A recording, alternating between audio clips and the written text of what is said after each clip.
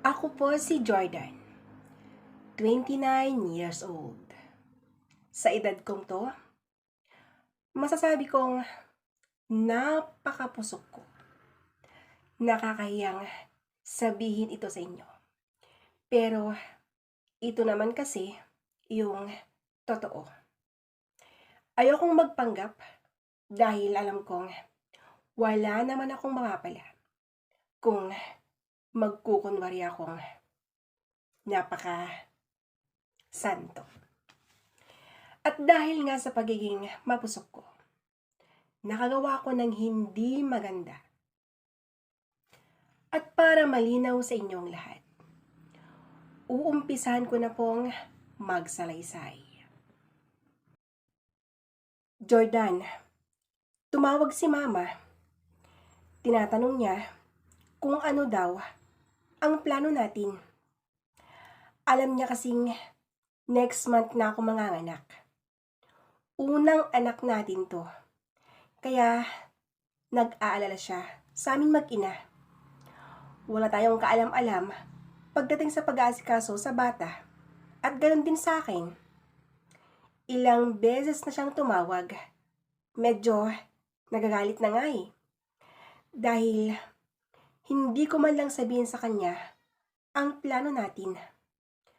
Ang sabi ng asawa ko. Mara, sa katunayan, iniisip ko na rin yan eh. Ano kaya ang mas maganda? Si Mama ang pupunta dito sa bahay? Or tayo na lang ang pupunta dun? Pag dun tayo tumira, maraming trabahong pwedeng gawin dun. Pag dito naman, gaya ng dati, once a month lang akong makakauwi. Ang sagot ko. Jordan, malapit na akong manganak. Hindi ba pwedeng kumuha ng leave para maalagaan mo ako? Maselan ang pagbubuntis ko. Kaya naisip kong si Mama na lang ang pupunta dito para makapasyal naman siya, ang turay niya. Kung pupunta dito si Mama, okay lang naman pag hindi na ako kumuha ng leave. Siya na lang ang mag-alaga sa'yo. Sayang naman kasi yung araw eh. Buti sana kung bayaran nila ang leave ko. Hindi naman. Pasensya ka na ha kung hindi kita maalagaan ang turan ko. Okay lang yun. Wala naman akong magagawa eh. Sige, tatawagan ko na si Mama at sasabihin kong siya na lang ang pupunta dito. Ang sagot naman niya. Sige, ikaw ang bahala. O, paano yan? Aalis na ako ha? Di bale. Alam ni boss na malapit ka ng mga anak, kaya hindi mo na ako makapag-OT. Uuwi din ako sa tamang oras. Ang sambit ko. Isa akong mason at kahit papano, sapat naman yung kinikita ko sa amin.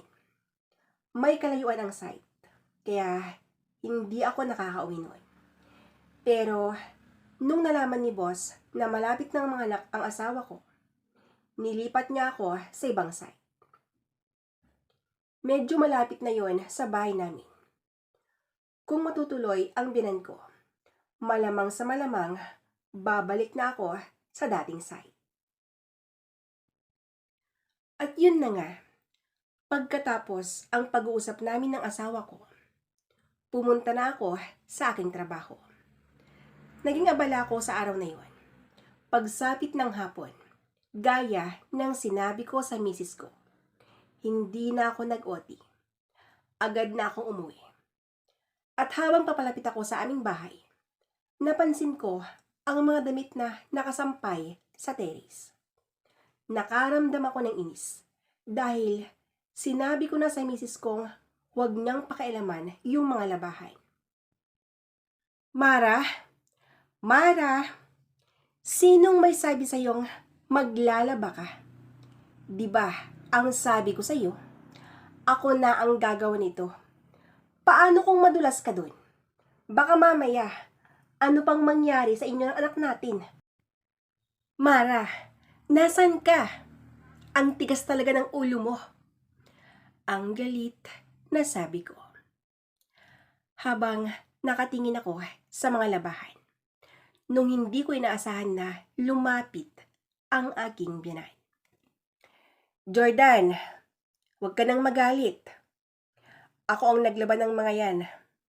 Tumawag kasi ang asawa mo kaninang umaga. Kaya agad na akong pumunta dito. Ang sambit ng ina ng asawa ko. Oh, ma, nandito ka na pala. Pasensya na po sa mga nasabi ko.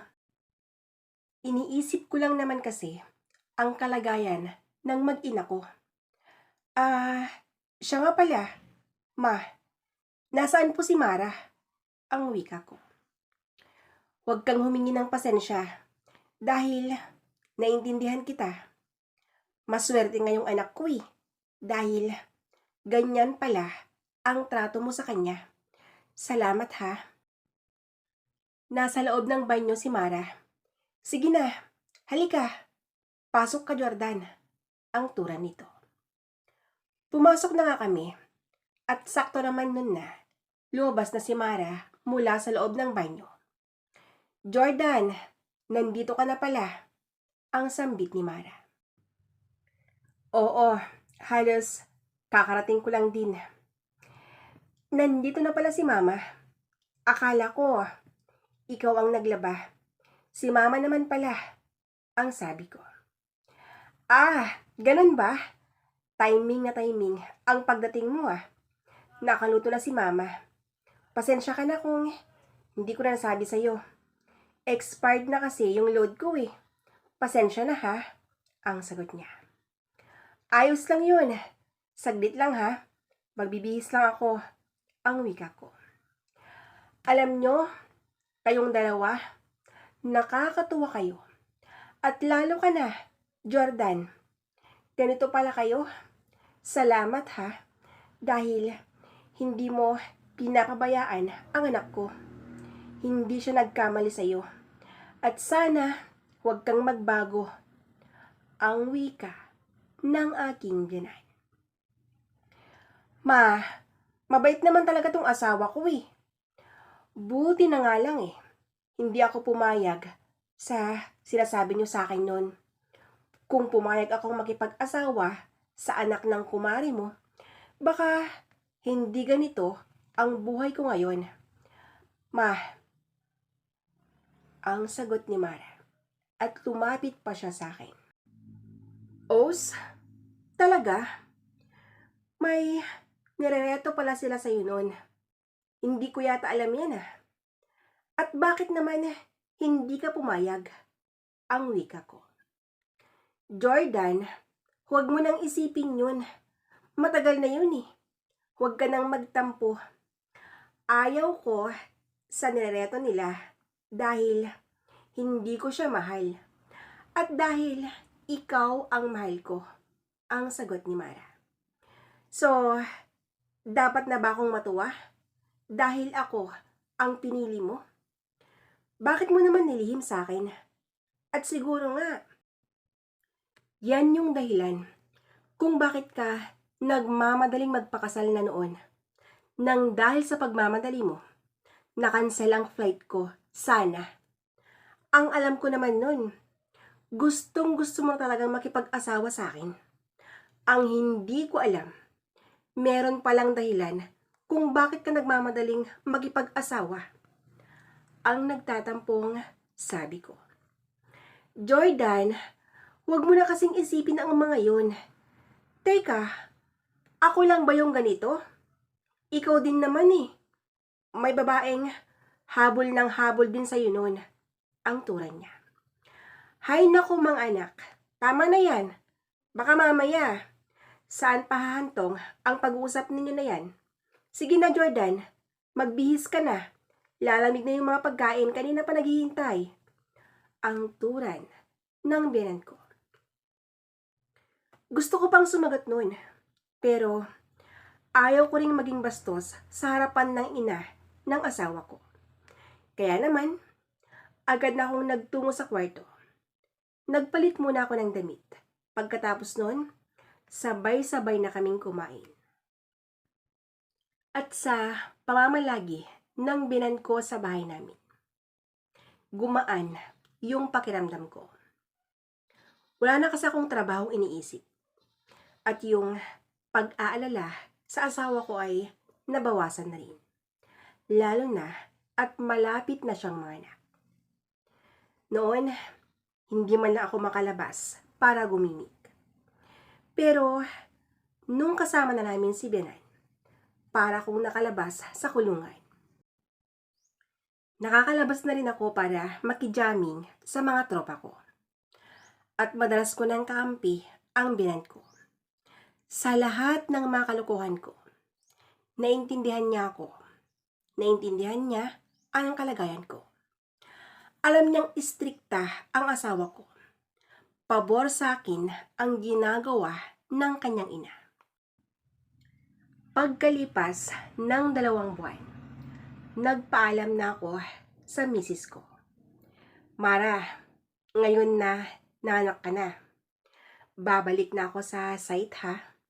Di bale, nandito pa naman si mama. Once a month lang yung pag-uwi ko, ang sabi ko. Sige, Jordan, huwag kang mag-alala. Naintindihan kita. Salamat ha, dahil iniisip mo yung kapakanan natin, ang sabi niya. Huwag kang magpasalamat. Obligasyon ko to, bilang lalaki. Sana, pagbalik ko, Mara, ibigay mo din ang obligasyon mo sa akin ha, bilang asawa mo. Tamang-tama. 3 months na kayo ni baby pagbalik ko. Pwede na, Mara. Ang sabi kasi nila, 3 months daw bago muling alam mo na, ang sagot ko. Sabay kindat sa misis ko. Pilyo ka ha? Kung ano-ano yung mga sinasabi mo dyan. Baka mamaya, marinig ka pa ni mama. Oo na, sige na. Naku, ikaw ang wika niya. Hoy, kayong dalawa, kanina pa ako dito narinig ko ang mga sinasabi ninyo. Huwag kang magmadali. Jordan, hayaan mong maghilom ang sugat. Bago ka sumabak sa rambulan. Sige na, pwede ka nang umalis. Kanina pa naghihintay yung mga kasama mo. Ako nang bahala dito. Ang sambit ng ina ng asawa ko. Pasensya na po ma, nandyan ka pala. Hindi naman po siguro masama yung mga sinabi ko Asawa ko naman po si Mara. Sige po ma, Mara, aalis na ako ha. Kayo nang bahala dito. Ang sambit ko. Humalik muna ako sa mag-ina bago ako umalis. Medyo nakaramdam ako ng hiya dahil narinig ng biyanan ko ang mga sinabi ko sa asawa ko. Siguro naman naiintindihan niya ako dahil dumaan din sa sitwasyon namin ng asawa ko ngayon. Sa loob ng 1 buwan na, hindi ako nakauwi. Para akong naninibagong malayo sa asawa ko. Nasanay na naman kasi akong kasama ko siya lagi. Lalo na paggabi. Nahihirapan akong makatulog dahil bago kami matulog ng asawa ko noon, naglalaro pa kami. Yun na kasi ang sleeping pills naming dalawa. Kahit nga buntis siya noon nagagawa pa namin. Kahit gaano pa kahirap ang sitwasyon ko sa barracks, hindi ko naisipang makipagrelasyon sa iba. Mahal ko ang asawa ko at nakahanda akong magtiis. Basta, huwag lang akong magkasala. Ang ginagawa ko na lang, pag dumadalaw yung init, ako na lang, kahit papano, nakakaraos naman. Pero, hindi masyadong success. Iba pa rin kasi, pag babae, ang kasama mo. Bago ako umuwi noon, pinaghandaan ko ito ng husto. Dahil sa wakas, makakasagopa ko na ang asawa ko. Araw ng Sabado, ganado akong magtrabaho dahil uuwi ako sa pamilya ko. Isang linggo din yung pahinga namin. Yung halos maghapon na nakabilad ako sa araw. Hindi ko man lang nararamdaman yung pagod. Ganun na din ang init ng panahon. Ang iniisip ko na lang noon, yung asawa ko. Ini-imagine ko na kasi yung gagawin niya sa akin. Pakiramdam ko, parang magnobyo pa lang kami. Pagsapit ng hapon, ito na yung pinakahihintay ko. Pagdating ko sa bahay, agad kong niyakap ang mag-ina ko. Habang mahigpit ang pagkakayakap ko sa kanila, agad kong napansin ang binan kong nakatayo sa di kalayuan sa mag-ina ko. Napakaganda niya. Nagpareband na siya ng buhok. Nakasuot ng maiksing short at sando lang. Na tila ba isa itong teenager. Napansin niyang nakatingin ako sa kanya. Ngumiti lang siya at tumalikod na. Papasok sa kanyang kwarto. Ang ganda ng buhok ni Binay. Sa edad niyang 52. Hindi man lang tugma sa katawan at edad niya. At yung labis na pagkamangha ko sa binan ko. Hindi ko na pinalata sa asawa ko. Ayaw ko kasing magduda siya. Mara, namiss ko kayo. Lalo ka na. Ano, pwede na ba? Ang tanong ko. Jordan, pwede ba? Magpahinga kang muna. Ikaw naman, kakarating mo lang. Yan agad ang iniisip mo. Ang masungit na sambit ni Mara. Sa sinabi niyang yun, kahit katiting, hindi ko man lang naramdamang sabik din siya sa akin. Pasensya na. Sige, aayusin ko lang yung magamit ko, ang sambit ko. Yung nararamdaman ko sa asawa ko, hindi ko na lang yun sinabi sa kanya. Nagtatampo ako. Pero, ang iniisip ko na lang noon, siguro, pagod lang siya. Hinayaan ko muna si Mara. Pagsapit ng gabi, kinalabit ko na siya. Nung makita kong mahimbing na ang tulog ng bata. Mara, please, baka pwede na ang pakiusap ko. Jordan, tumigil ka nga dyan. Ang likot mo. Baka mamaya, magising pa yung anak natin. Ang galit na sagot niya. Bakit ka ba ganyan? Ha, Mara? Napaka-unfair mo naman. Kasi, alam ko yung mga obligasyon ko sa inyo ng bata. Bakit ikaw, hindi mo alam yung obligasyon mo sa akin bilang asawa mo? Bakit? May lalaki ka na ba? Mula nung bumalik ako sa site, ganyan ka na. 1 buwan lang akong nawala. 1 buwan lang, Mara. Nakahanap ka na agad ng kapalit ko. Ganyan na ba kadali ang lahat sa'yo? Ang turan ko. Jordan, para sabihin ko sa iyo ha, yung mga ginagawa mo sa akin ng anak mo, obligasyon mo talaga naman yun eh. Yun naman talaga ang dapat mong ginagawa eh. Dahil ikaw ang padre de pamilya. Bakit ngayon, nanunumbat ka na? Hindi ka lang mapagbigyan? Ganyan ka na? Makabintang ka na may lalaki? Wagas? Bakit? Sa tingin mo ba, madali ang ginagawa ko? Hindi madaling maging ina, Jordan. At mas lalong hindi biro ang mga anak. Kung hindi mo ako kayang intindihin, malaya ka. Malaya kang maghanap ng iba. Ang dami mong alam eh. Ang wika ni Mara.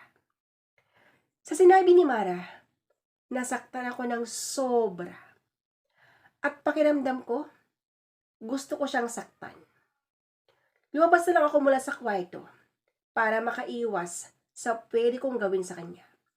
Galit na galit akong lumabas sa kwarto. Nagtungo ako sa tindahan at bumili ako ng alak at pulutan. May bakanteng kwarto sa bahay namin. Doon na ako pumwesto. Sa kagustuhan kong hindi makahalata ang binan kong nag-away kami ng asawa ko.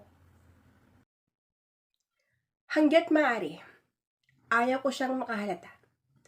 Nakakahiya kasi, lalo na at ang pinag-aawayan namin ay tungkol sa init ng laman. Medyo naramdaman ko na ang init ng katawan ko dahil sa alak.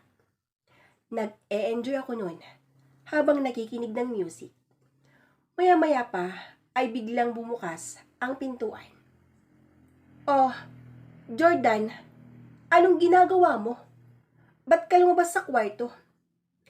Isang buwan din na hindi mo nakasama ang mag-ina mo. Bakit? Hindi man lang ba sila na-miss?" Ang tanong ni Binay. "Ma, ayaw kong pag-usapan yan. Hayaan niyo muna ako dito. Gusto ko lang pong uminom," ang sagot ko. "Hahayaan? Hindi pwede," ang wika naman niya. Pumasok na siya at nilakpan niya ang pinto. "Bakit, ma? Masama ba yung hinihiling ko sa asawa ko?" Sabik lang ako sa kanya. "Pero, bakit siya nagalit?" Ang malungkot na turan ko. "Hayaan mo na. Intindihin mo na lang sana. Alam ko ang nangyayari ngayon. Narinig ko kasi lahat eh. Alam mo, maswerte ang asawa mo dahil loyal ka sa kanya. Samantalang ako noon, alam mo ba ang ginagawa ng ama niya? Hayon, halos hindi na mabilang ang mga babae niya. Nagpapakasarap siya sa buhay. Samantalang ako, nagpapakahirap noon."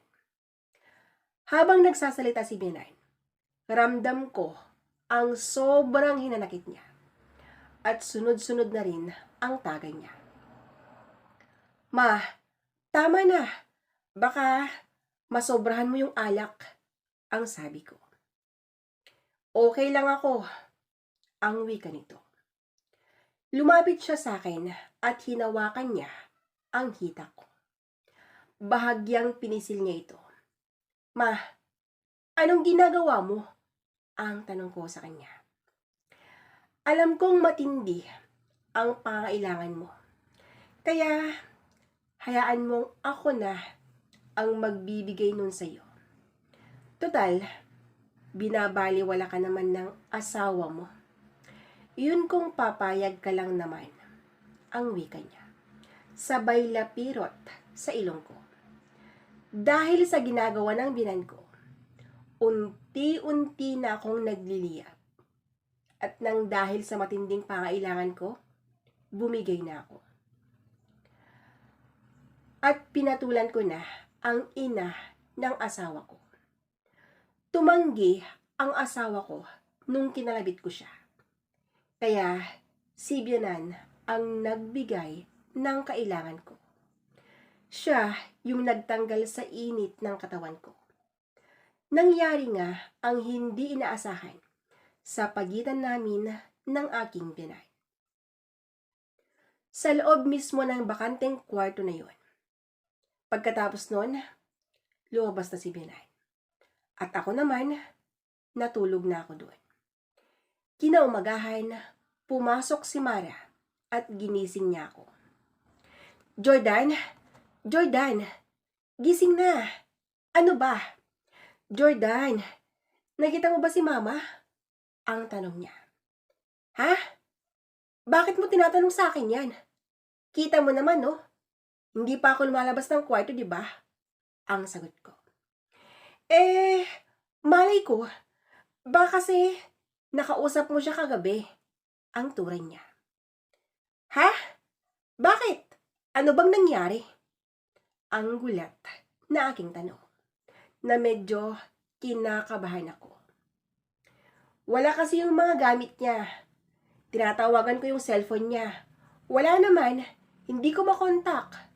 Ang nag-aalalang sambit nito. O siya, sige na. Magbihis na kayo ng anak mo. At pupunta tayo sa bahay niyo. Ngayon na. Ang wika ko naman. Agad na kaming nagbihis at pumunta kami sa bahay ng binan ko. Taratnan namin ang ina ng asawa ko. Pero bigla siyang nanlamig. Hindi na kami nagtagal noon. Dahil parang galit siya na hindi namin maintindihan. Jordan, bakit kaya ganun si mama? Ang tanong ng asawa ko nung nakabalik na kami sa bahay namin. Ewan ko, nandun tayo kanina. Ba't hindi mo siya tinanong? Ang sagot ko naman sa kanya. Paano ba ako makikipag-usap sa kanya? Pag ganun naman siya. Nakita mo naman siguro yung ugali niya, di ba? Hayaan mo na. Huwag na nating isipin. Ang mahalaga, alam na nating nasa bahay na siya. Jordan, sorry ha. Dahil hindi kita pinagbigyan. Pasensya na. Ayaw ko kasing may masabi si mama. Kasi ayaw niyang masundan agad-agad ang anak natin, ang wika ni Mara. Sa sinabi niyang yon, muli kong naalala ang pagkakasalang nagawa namin ng binan ko. Sa katunayan, kakaiba pala pag makatikim ka ng ibang putahe. Kahit mahilig ako, naging stick to one lang ako. Naging tapat ako sa asawa ko nung hindi pa dumating ang binan ko. Kung tutuusin, may kasalanan din kasi ang asawa ko eh. Parang tinulak niya akong gumawa ng hindi maganda. Pero nandyan na yan. Hindi ko na masasabing loyal ako sa asawa ko dahil natukso ako sa mismong ina niya. Sa ngayon, okay na kami ng asawa ko. Yung minsan na nagkamali ako, hindi ko na muling inulit pa. Ayaw ko nang muling magkasala dahil palaging nakaabang ang karma. Yung binan ko naman, hindi na siya pupunta sa bahay namin. Kami yung pupunta sa bahay nila. Ramdam kong maingat siya at ramdam kong umiiwas na siya. Naging pabor naman sa akin yung ginagawa niya dahil ayaw niyang makalata yung anak niya. Pareho kasi kaming malilintikan pag nagkataon. Kaya todo ingat kami ngayon. Dito ko na po winawakasan ang istorya ng buhay ko. Lubos na nagpapasalamat, Jordan.